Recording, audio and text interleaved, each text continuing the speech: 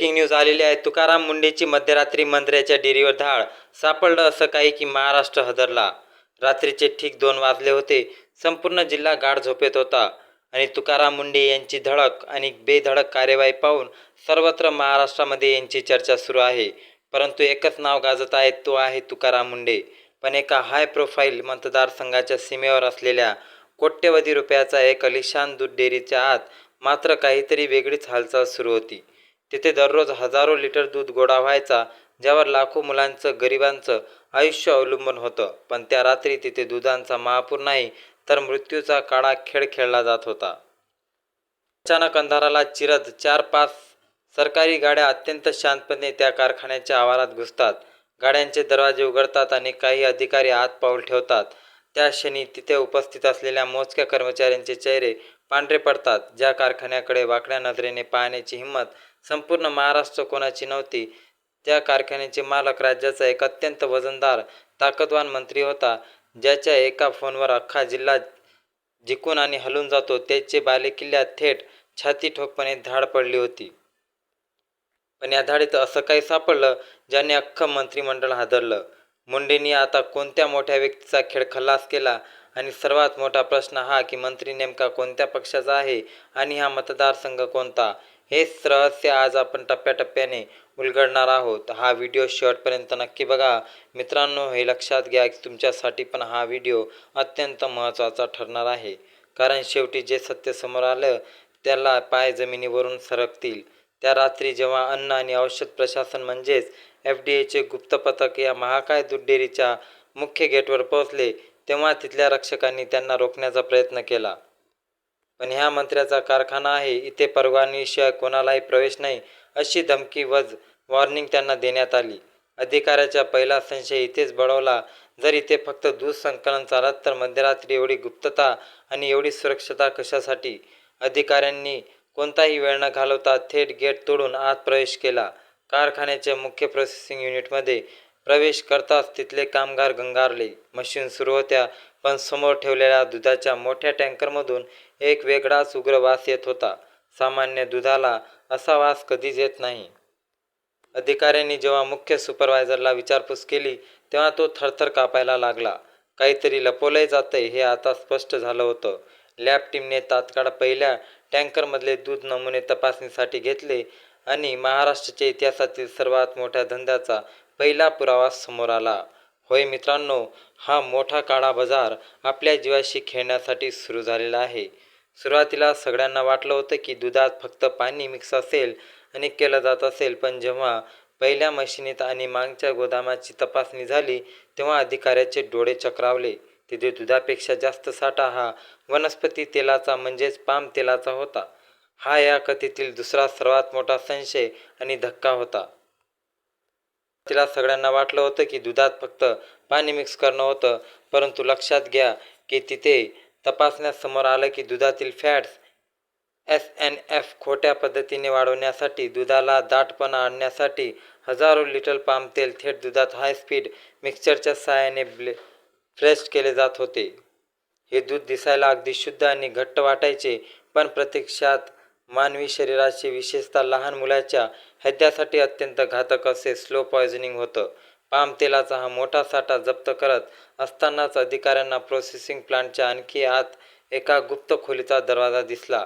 तिथे सामान्य कारखान्यांना जाण्यासही बंदी होती. त्या गुप्त खोलीचा दरवाजा तोडून जेव्हा अधिकारी आत शिरले, तेव्हा तिथे केवळ दुर्गमी नव्हती तर केमिकल लॅबसारखं वातावरण होतं. पाम तेल मिक्स केल्यावर दुधाचा रंग बदलू नये आणि दीर्घकाळ टिकून राहावं म्हणून तिथे अत्यंत घातक आणि विषारी रासायनिक पदार्थ साठवून ठेवले होते.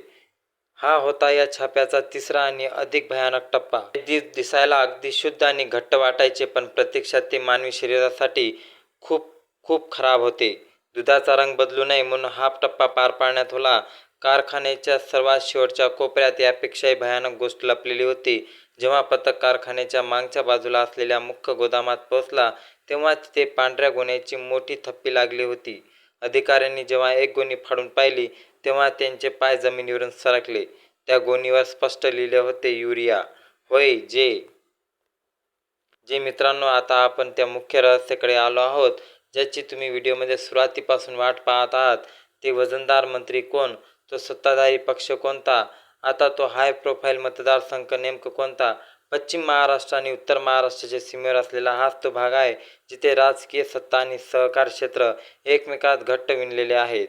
कायदेशीर गुंतागुंत चालू असलेला गुप्त तपास आणि प्रशासकीय गोपनीयतेच्या नियमामुळे या क्षणी त्या विशिष्ट मंत्र्याचे नाव थेट ऑन कॅमेरा पण कायद्याच्या चौकटीत अडकू शकतो. सुज्ञ प्रेक्षकाचे हिंट्स अगदी स्पष्ट आहेत.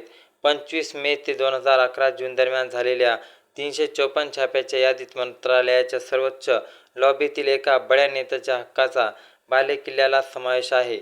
ज्या मतदारसंघाकडे आजपर्यंत कोणी वाकड्या नजरेने नाही पाहिलं तिथे आता कायद्याचा चाबूक चालला आहे. तपास यंत्रणा सध्या या कारवाईचे अंतिम रिपोर्ट तयार करत आहेत आणि सूत्रांच्या मते हा रिपोर्ट थेट मुख्यमंत्र्यांच्या टेबलावर सादर केला जाणार आहे. तर मित्रांनो, तुकाराम मुंढेच्या 21 वर्षाच्या कारकिर्दीत ही तब्बल 25वी बदली ठरते की काय अशी चिन्हे आता दिसू लागली आहेत.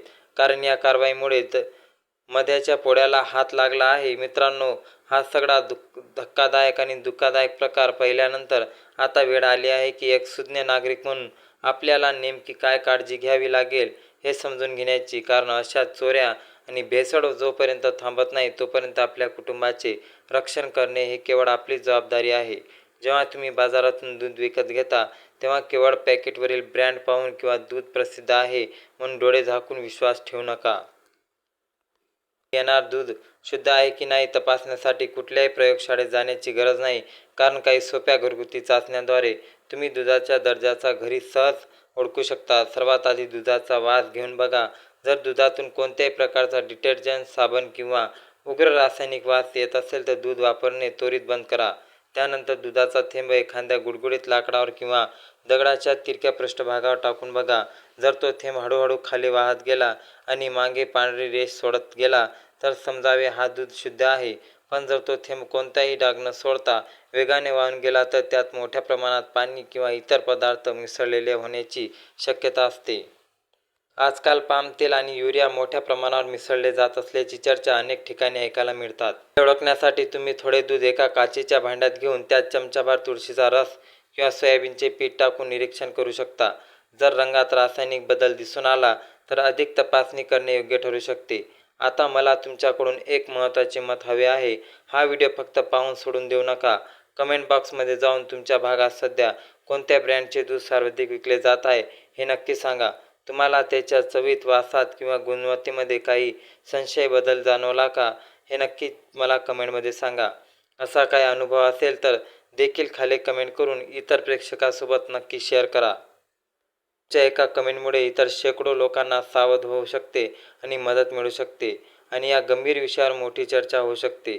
हा व्हिडिओ तुमच्या व्हॉट्सअप ग्रुपमध्ये मित्रांना आणि नातेवाईकांना नक्की शेअर करा जेणेकरून प्रत्येक घरातील लहान मुले, वृद्ध संभाव्य धोक्यापासून सुरक्षित राहू शकतील. चला तर मग जागरूक राहा, सुरक्षित राहा आणि अशा नव्या महत्त्वपूर्ण माहितीसाठी आपल्या चॅनलला आता सबस्क्राईब करायला विसरू नका. जय हिंद, जय महाराष्ट्र. धन्यवाद.